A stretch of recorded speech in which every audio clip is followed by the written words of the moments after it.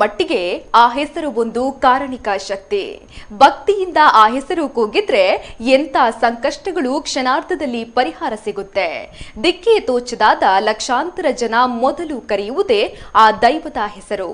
ಶತಶತಮಾನಗಳಿಂದಲೂ ತುಳುನಾಡಿನಲ್ಲಿ ದೈವಿ ಶಕ್ತಿಯ ದರ್ಶನ ಮಾಡಿಸುತ್ತಾ ಆ ನಂಬಿಕೆಯ ದೈವವೇ ಸ್ವಾಮಿ ಕೊರಗಜ್ಜ.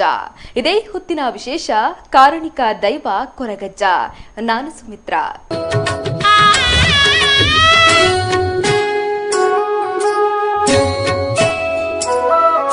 ತುಳುನಾಡಿನಲ್ಲಿ ಜನರು ಭಕ್ತಿಯಿಂದ ನಂಬುವ ದೈವ ಕೊರಗಜ್ಜ ದೈವ. ನೆನೆದವರ ಮನದಲ್ಲಿ ನೆಲೆಯಾಗುವ ಈ ದೈವವನ್ನ ಜನರು ಯಾಕೆ ತುಂಬಾ ನಂಬಿಕೆಯಿಟ್ಟು ಭಕ್ತಿಯಿಂದ ನಂಬುತ್ತಾರೆ? ಕೊರಗಜ್ಜನ ಮಹಿಮೆ ಏನು ಇಲ್ಲಿದೆ ನೋಡಿ.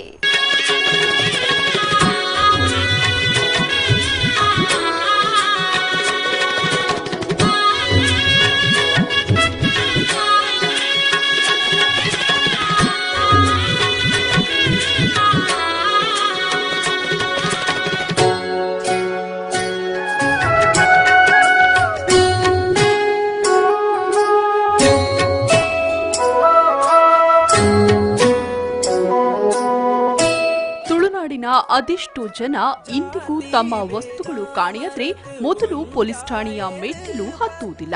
ಬದಲಾಗಿ ತಾವಿದ್ದ ಜಾಗದಲ್ಲೇ ಕಾರಣಿಕ ಪುರುಷ ಕೊರಗಜ್ಜನನ್ನ ನೆನೆದು ಭಕ್ತಿಯಿಂದ ಪ್ರಾರ್ಥಿಸಿಕೊಳ್ತಾರೆ. ಇಷ್ಟಾದ್ರೆ ಸಾಕು, ತಾವು ಕಳೆದುಕೊಂಡ ವಸ್ತುಗಳು ಮತ್ತೆ ಕೈ ಸೇರುವುದು ಸೂರ್ಯನಷ್ಟೇ ಸತ್ಯ ಎನ್ನುವುದು ಕೊರಗಜ್ಜನ ಭಕ್ತರ ನಂಬಿಕೆಯ ನುಡಿ.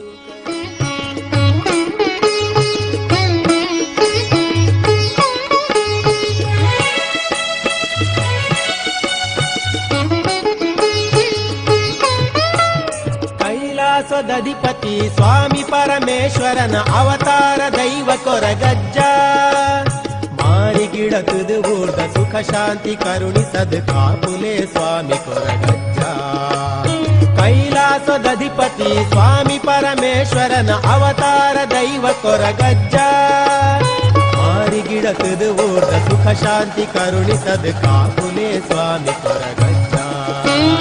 ಕಾಪುಲೆ ಸ್ವಾಮಿ ಕೊರಗಜ್ಜ. ಇನ್ನು ಕಷ್ಟಗಳು ಎದುರಾದಾಗ್ಲೂ ಭಕ್ತ ವಲಯ ಕೊರಗಜ್ಜನ ಹೆಸರು ಕೂಗಿದ್ರೆ ಸಾಕು, ಕಷ್ಟಗಳೆಲ್ಲ ಕಣ್ಣು ಮುಚ್ಚಿ ತೆಗೆಯುವುದರೊಳಗೆ ಮಾಯವಾಗುತ್ತದೆ ಎನ್ನುವ ಅಚ್ಚಲ ನಂಬಿಕೆಯೂ ಇದೆ. ಇದೇ ಕಾರಣಕ್ಕೆ ತುಳುನಾಡಿನ ಆರಾಧ್ಯ ದೈವವಾಗಿ ಕೊರಗಜ್ಜ ಎಂದು ಕರೆಯಲ್ಪಡುವ ಕೊರಗ ತನಿಯನನ್ನ ಶ್ರದ್ಧಾ ಭಕ್ತಿಯಿಂದ ಆರಾಧಿಸಲಾಗುತ್ತಿದ್ದು, ಧರ್ಮ ಮತ್ತು ಸತ್ಯದ ಪ್ರತೀಕವಾಗಿ ನಂಬಿದವರಿಗೆ ಇಂಬು ಕೊಡುವ ಧರ್ಮ ದೈವವಾಗಿ ಕೊರಗಜ್ಜ ತುಳುನಾಡಿನಲ್ಲಿ ನೆಲೆ ನಿಂತಿದ್ದಾನೆ.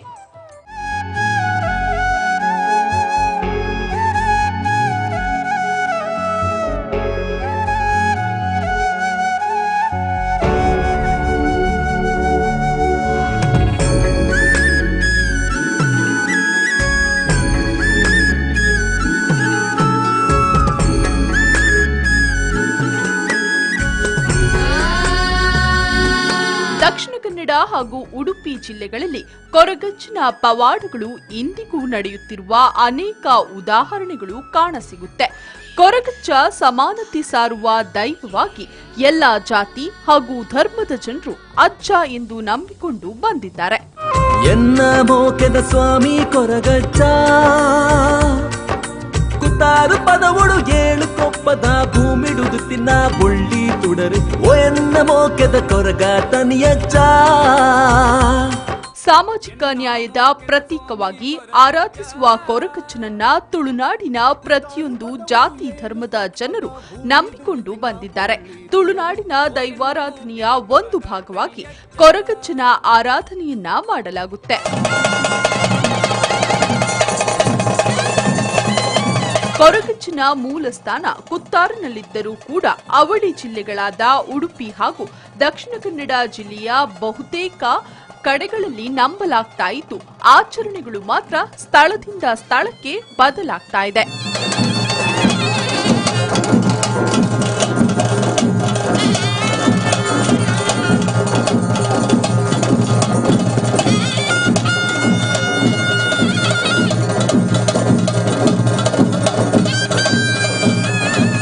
ಕೊರಗಜ್ಜ ಅಥವಾ ಕೊರಗತನಿಯ ಎಂದು ಪ್ರೀತಿಯಿಂದ ಆರಾಧಿಸುವ ಅಜ್ಜನ ಮೇಲೆ ತುಳುನಾಡಿನ ಜನರಿಗೆ ಎಲ್ಲಿಲ್ಲದ ನಂಬಿಕೆ. ಯಾರೇ ಕೈ ಬಿಟ್ರೂ ಅಜ್ಜ ನಂಬಿದವನ ಕೈ ಬಿಡುವುದಿಲ್ಲ ಎಂಬ ಮಾತು ಈ ಭಾಗದಲ್ಲಿ ಭಕ್ತರ ಬಾಯಲ್ಲಿ ಕೇಳಿ ಬರುತ್ತದೆ. ತುಳುನಾಡಿನಲ್ಲಿ ಪ್ರಸಿದ್ಧಿಯನ್ನ ಪಡೆದ ಕೊರಗಜ್ಜನ ಮಹಿಮೆಯ ಇನ್ನಷ್ಟು ವಿಚಾರಗಳನ್ನ ಹೇಳ್ತೇವೆ ಸಣ್ಣ ವಿರಾಮದ ಬಳಿಕ.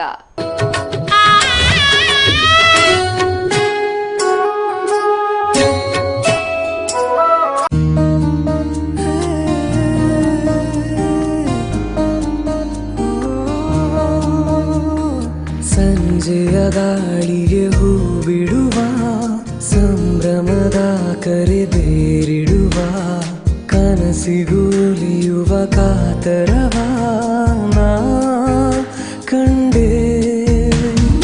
ಗಮನಿಸೋ ಕಣ್ಣಿಗೂ ತುಂಬ ಚಂದ ವಿಸ್ಮಯ ಗುರುತಿಸೋ ನೆನಪಿಗೂ. ನಮ್ಗೆ ಹುಡುಗಿ ತುಂಬಾ ಇಷ್ಟ ಆದ್ಲು. ಅವಳುಟ ಸೀರೆ ಅಂತೂ ತುಂಬಾನೇ ಇಷ್ಟ ಆಯ್ತು ಅಲ್ವಾ? ಸೀರೆ ಸಂಜೀವ್ ಶೆಟ್ಟಿ ಶೋರೂಮ್ ಇಂದ ಅನ್ಸುತ್ತೆ. ನಿಂಗೆ ಗೊತ್ತು? ಅಂದ್ರೆ ಮದುವೆ ಸಮಾರಂಭ ಅಂದಾಗ ಮೊದ್ಲಿಗೆ ನೆನಪಿಗೆ ಬರೋದು ಸಂಜೀವ್ ಶೆಟ್ಟಿ ಶೋರೂಮ್ ತಾನೆ. ನಿಜವಾಗ್ಲು ನನ್ನ ಮದುವೆಗೂ, ನನ್ನ ಮಕ್ಕಳ ಮದುವೆಗೂ, ನನ್ನ ಮೊಮ್ಮಕ್ಕಳ ಮದುವೆಗೂ ಸಂಜೀವ ಶೆಟ್ಟರದ್ದೇ ಜವಳಿ.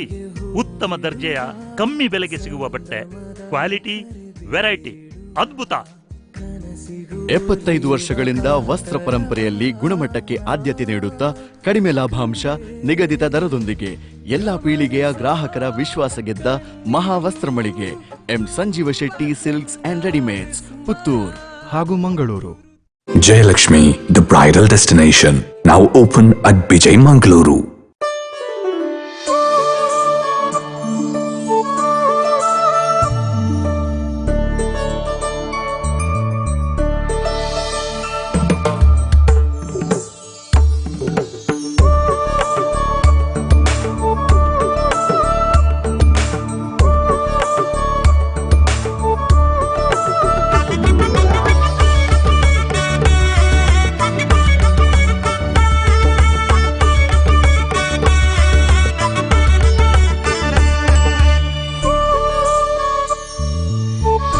ಆಚಾರ್ಯ, ಪುತ್ತೂರು, ಹಾಸನ ಹಾಗೂ ಸುಳ್ಯ.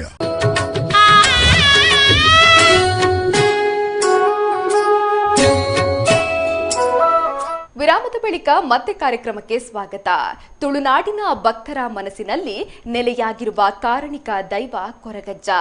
ತುಳುನಾಡಿನಾದ್ಯಂತ ಪ್ರಸಿದ್ಧಿಯನ್ನ ಪಡೆದ ವಿಶೇಷತೆಯನ್ನ ಇನ್ನಷ್ಟು ಹೇಳ್ತೀವಿ ಕೇಳಿ.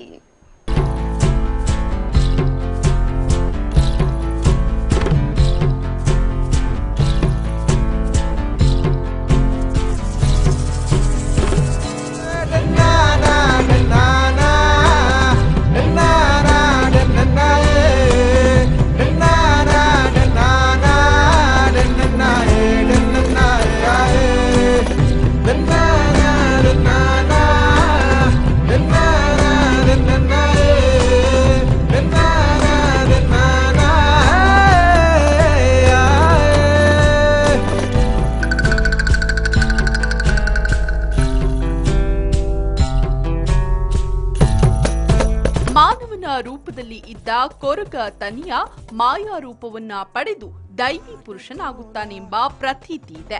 ಹಾಗಾಗಿ ಮನುಷ್ಯರು ತಿನ್ನುವ ವಸ್ತುಗಳನ್ನೇ ಹರಕೆಯ ರೂಪದಲ್ಲಿ ಅಜ್ಜನಿಗೆ ನೀಡಲಾಗುತ್ತೆ. ವೀಳ್ಯದೆಲೆ, ಅಡಿಕೆ, ಸುಣ್ಣ, ತಂಬಾಕು, ಶೇಂದಿ, ಚಕ್ಕುಲಿ, ಮದ್ಯ ಹೆಚ್ಚಾಗಿ ಹರಕೆಯಾಗಿ ನೀಡಲಾಗುತ್ತೆ.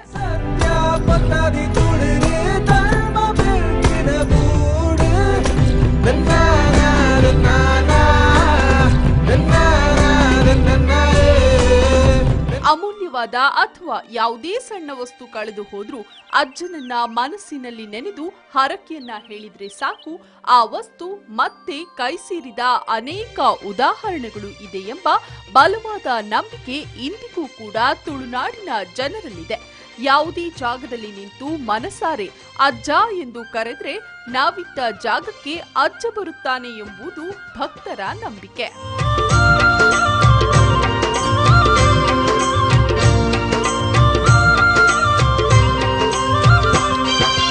ಎನ್ನ ಮೋಕೆದ ಸ್ವಾಮಿ ಕೊರಗಜ್ಜ, ಕುತ್ತಾರು ಪದವುಡು ಏಳು ಕೊಪ್ಪದ ಭೂಮಿ ದುಡಿತಿನ ಬುಳ್ಳಿ ತುಡರು ಓ ಎನ್ನ ಮೋಕೆದ ಕೊರಗ ತನಿಯಜ್ಜ ಎನ್ನ ಮೋಕೆದ ಸ್ವಾಮಿ ಕೊರಗಜ್ಜ ಕುತ್ತಾರು ಪದವುಡು ಏಳು ಕೊಪ್ಪದ ಭೂಮಿ ದುಡಿತಿನ ಬುಳ್ಳಿ ತುಡರು ಓ ಎನ್ನ ಮೋಕೆದ ಕೊರಗ ತನಿಯಜ್ಜ. ಹೊರರಾಜ್ಯದ ಅರಸು ದೈವಗಳು ಕುತ್ತಾರು ಪ್ರದೇಶದ ಮೂಲ ದೈವಗಳಾದ ಪಂಜುಂದಾಯ ಹಾಗೂ ಬಂಟ ದೈವಗಳ ಜಾಗದಲ್ಲಿ ಬಂದು ಕುಳಿತುಕೊಳ್ಳುತ್ತಾರೆ. ಆ ಸಂದರ್ಭದಲ್ಲಿ ಕೊರಗ ತನಿಯಲ್ಲಿ ಬಂದ ಅರಸು ದೈವಗಳನ್ನ ಹೇಗಾದರೂ ಓಡಿಸುವಂತೆ ಕೇಳಿಕೊಳ್ಳುತ್ತಾರೆ. ಆಗ ಕೊರಗತನಿಯ ನಾನು ಅವರನ್ನ ಓಡಿಸಿದ್ರೆ ನನಗೇನು ಕೊಡ್ತೀರಿ ಎಂದು ಕೇಳಿದಾಗ ತುಳುನಾಡಿನ ಪ್ರತಿಯೊಬ್ಬರು ನಿನ್ನನ್ನ ಆರಾಧಿಸುವಂತೆ ಮನೆ ಮನೆಯಲ್ಲಿ ಅಗೆಲು ಹಾಗೂ ಕೋಲ ಸೇವೆ ನಿನಗೆ ನೀಡುವಂತೆ ಹಾಗೂ ಈ ಪ್ರದೇಶದ 7 ಕಲ್ಲಿನಲ್ಲಿ ನಿನ್ನನ್ನ ಪೂಜಿಸಲಾಗುತ್ತೆ ಎಂಬ ಅಭಯವನ್ನ ನೀಡ್ತಾರೆ.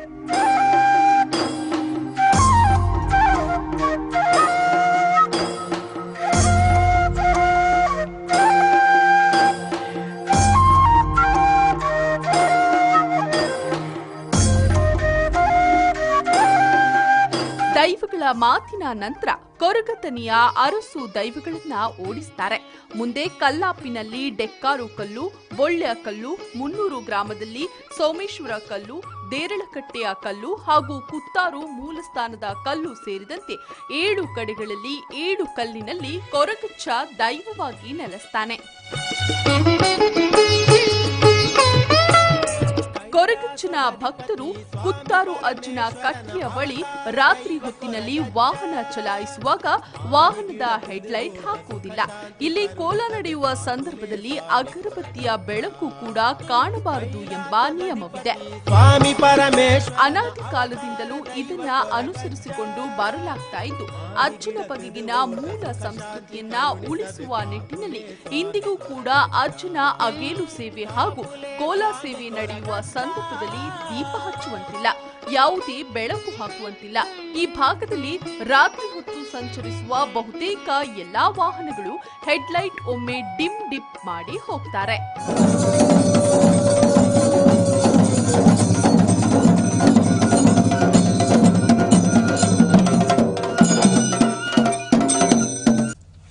ಯಾವುದೇ ಶುಭ ಸಮಾರಂಭದ ಸಂದರ್ಭದಲ್ಲಿ ಹಟ್ಟಿಯಲ್ಲಿ ದನ ಕರು ಹಾಕುವ ಸಂದರ್ಭ, ಮಗು ಹುಟ್ಟಿದ ಸಂದರ್ಭದಲ್ಲಿ ಅಜ್ಜನಿಗೆ ವಿಶೇಷವಾಗಿ ಮದ್ಯ, ಶೇಂದಿ ಅಥವಾ ಅಜ್ಜನಿಗೆ ಪ್ರಿಯವಾದ ಪದಾರ್ಥಗಳನ್ನ ಭಕ್ತಿಯಿಂದ ನೀಡಲಾಗುತ್ತೆ.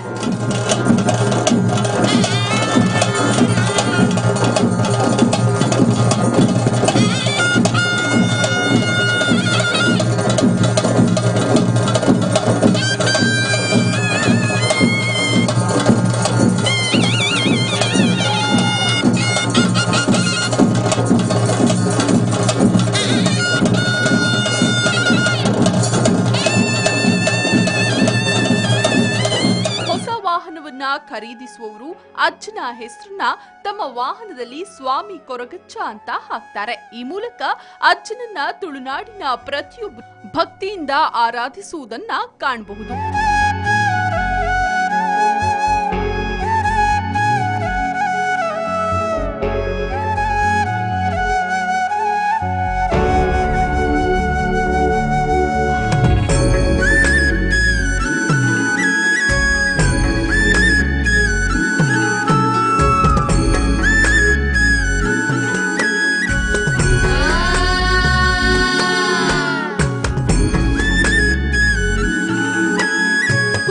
ಅಜ್ಜನ ಕಟ್ಟೆಯಲ್ಲಿ ಭಕ್ತಾದಿಗಳಿಂದ ಅಗೇಲು ಸೇವೆ ಹಾಗೂ ಕೋಲ ಸೇವೆ ನಡೆಯುತ್ತೆ.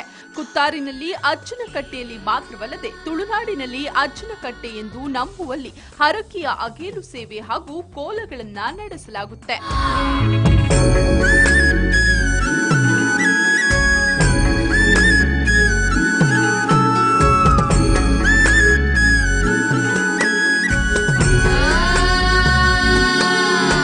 ನೋಡಿದ್ರಲ್ಲ ವೀಕ್ಷಕರೇ, ತುಳುನಾಡಿನ ನಂಬಿಕೆಯ ಕೊರಗಜ್ಜ ದೈವವಾಗಿ 7 ಕಲ್ಲಿನಲ್ಲಿ ಯಾವ ರೀತಿಯಲ್ಲಿ ನೆಲೆಯಾಗಿದ್ದಾರೆ ಎಂದು.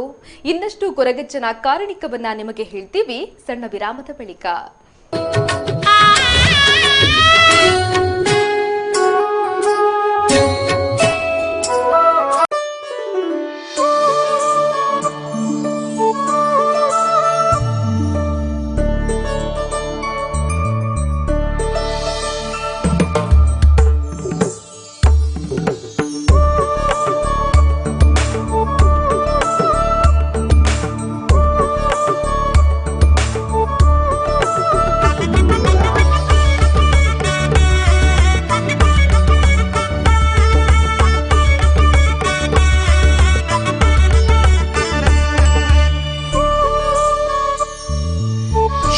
ಆಚಾರ್ಯ ಪುತ್ತೂರು ಹಾಸನ ಹಾಗೂ ಸುಳ್ಯ.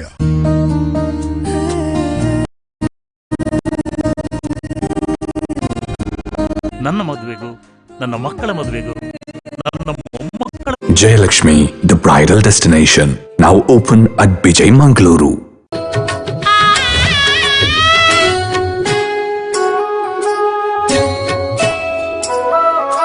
ಕೊರಗತನಿಯನಾಗಿದ್ದುಕೊಂಡು ಪವಾಡಗಳನ್ನ ಸೃಷ್ಟಿಸುತ್ತಾ ಮುಂದೆ ಕೊರಗಜ್ಜ ದೈವವಾಗಿ ಯಾವ ರೀತಿಯಲ್ಲಿ ತುಳುನಾಡಿನಾದ್ಯಂತ ಕಾರಣಿಕ ದೈವ ಎಂಬುದಾಗಿ ಪ್ರಸಿದ್ಧಿಯನ್ನ ಪಡೆಯುತ್ತಾರೆ, ಈ ಬಗೆಗಿನ ಕುತೂಹಲಕಾರಿ ವಿಷಯವನ್ನ ಹೇಳ್ತೀವಿ ಕೇಳಿ.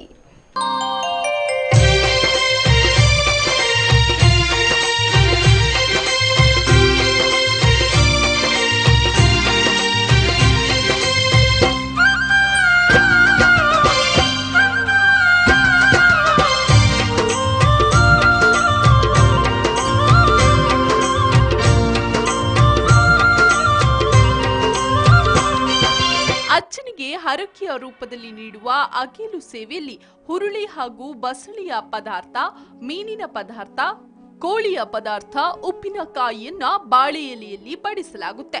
ಚಕ್ಕುಲಿ, ಶೇಂದಿ, ಮದ್ಯ, ಎಲೆ ಅಡಿಕೆ ಕೂಡ ಈ ಸಂದರ್ಭದಲ್ಲಿ ಬಡಿಸಲಾಗುತ್ತೆ. ಕುತ್ತಾರು ಕೊರಗಜ್ಜನ ಕಟ್ಟೆಗೆ ಸಂಜೆ 7 ಗಂಟೆಯ ನಂತರ ಮಹಿಳೆಯರಿಗೆ ಪ್ರವೇಶವಿಲ್ಲ. ಪ್ರಾತಃ ಕಾಲದಿಂದ ಸಂಜೆಯವರೆಗೆ ನೂರಾರು ಭಕ್ತರು ಕ್ಷೇತ್ರಕ್ಕೆ ಬಂದು ಅಜ್ಜನಲ್ಲಿ ಭಕ್ತಿಯಿಂದ ಪ್ರಾರ್ಥಿಸುತ್ತಾರೆ.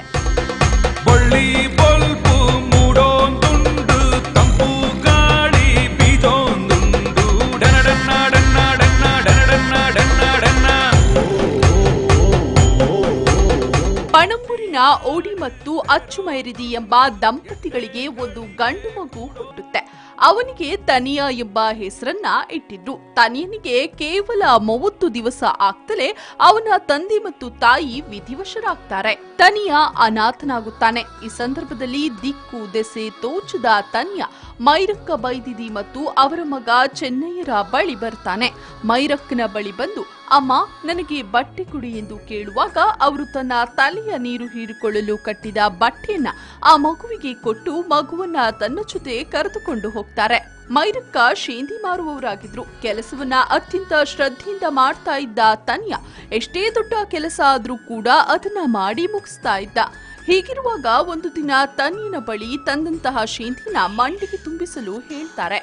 ಆದರೆ ಇಲ್ಲಿ ಒಂದು ವಿಚಿತ್ರ ಪವಾಡ ನಡೆಯುತ್ತೆ. ಅದೇನೆಂದ್ರೆ ತನಿಯ ತುಂಬಿಸಿದ ಶೇಂದಿ 7 ರಾತ್ರಿ 7 ಹಗಲು ಕಳೆದ್ರೂ ಖಾಲಿಯಾಗುವುದಿಲ್ಲ. ಕಡೆಗೆ ಕದ್ರಿಯ ಮಂಜುನಾಥ ದೇವರಿಗೆ ತನಿಯ ಶೇಂದಿ ಎಲ್ಲ ಖಾಲಿಯಾದ್ರೆ ಕಂಚಿನ ಪೊಡಕೆಯನ್ನ ಅರ್ಪಿಸ್ತೇನೆಂದು ಹರಕೆ ಮಾಡ್ತಾನೆ. ಆವಾಗ ಶೇಂದಿ ಎಲ್ಲ ಖಾಲಿಯಾಗುತ್ತೆ. ಆಗ ಮೈರಕ್ಕ ಈ ಖುಷಿಯಲ್ಲಿ ತನಿಯನಿಗೆ ಅಡಿಕೆ ಮರದ ಎಲೆಯಿಂದ ಪೊಣಲೆಯನ್ನ ಮಾಡಿಕೊಡ್ತಾರೆ. ಹೀಗೆ ಕಾಲ ಕಳೆದಂತೆ ತನಿಯ ದೊಡ್ಡವನಾಗ್ತಾನೆ. ಕದ್ರಿಗೆ ಹೇಳಿದ ಹರಕೆಯ ಪ್ರಕಾರ ಮೈರಕ್ಕ ಬೈದಿ ಕಂಚಿನ ಪೊಡಕೆಯನ್ನ ಮಾಡಿಸ್ತಾಳೆ. ಆ ಕಂಚಿನ ಪೊಡಕೆಯನ್ನ ಎತ್ತಲು 7 ಜನರ ಸಹಾಯ ಬೇಕಿತ್ತು.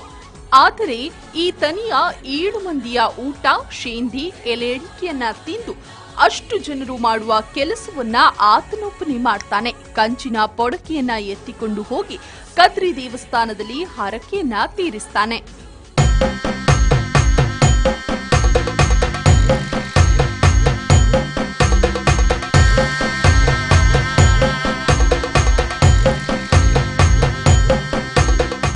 ಅದನ್ನು ನೋಡಿದ ಜನರಿಗೆ ಆಶ್ಚರ್ಯವೆನಿಸಿತು.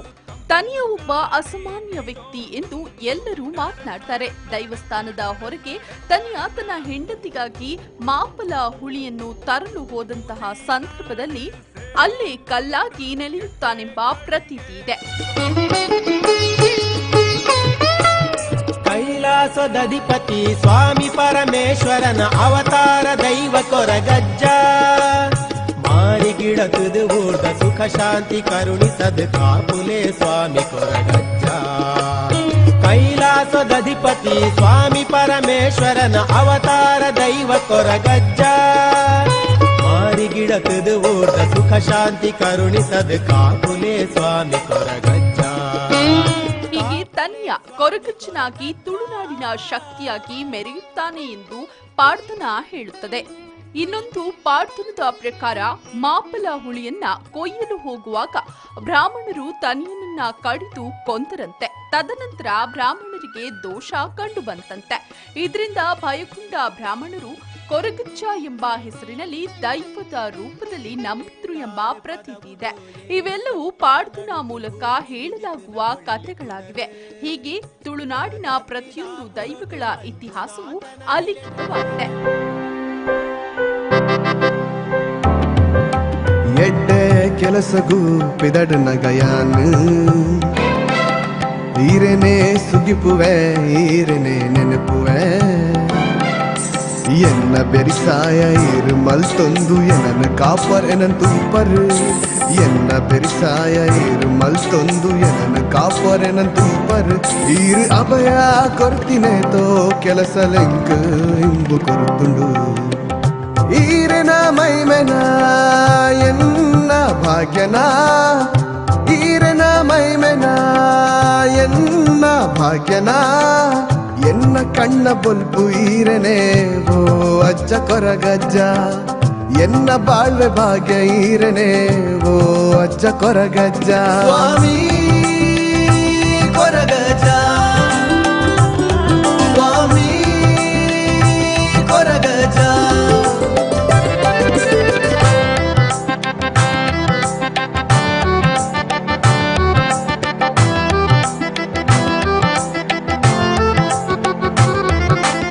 ನೋಡಿದ್ರಲ್ಲ ವೀಕ್ಷಕರೇ, ತುಳುನಾಡಿನಲ್ಲಿ ಕೊರಗಜ್ಜ ದೈವ ನಂಬಿದವರ ಮನದಲ್ಲಿ ನೆಲೆ ನಿಂತು ಕಾರಣಿಕ ದೈವವಾಗಿ ಮೆರೆತ ಸಂಗತಿಗಳನ್ನ. ಕೊರಗಜ್ಜ ಇಂದಿಗೂ ಎಂದೆಂದಿಗೂ ತುಳುನಾಡಿನ ಜನರ ಭಕ್ತಿಯಿಂದ ನಂಬಿಕೊಂಡು ಬರುವ ಆಶಾಕಿರಣ, ಭಕ್ತಿಯ ಮೂರ್ತಿ. ಇದೇ ಹೊತ್ತಿನ ವಿಶೇಷ. ನೋಡ್ತಾ ಇರಿ ಕಹಳೆ ನ್ಯೂಸ್. ಇದು ಸಮಾಜದ ಜಾಗೃತಿಗಾಗಿ ವಸ್ತುನಿಷ್ಠ ವರದಿ.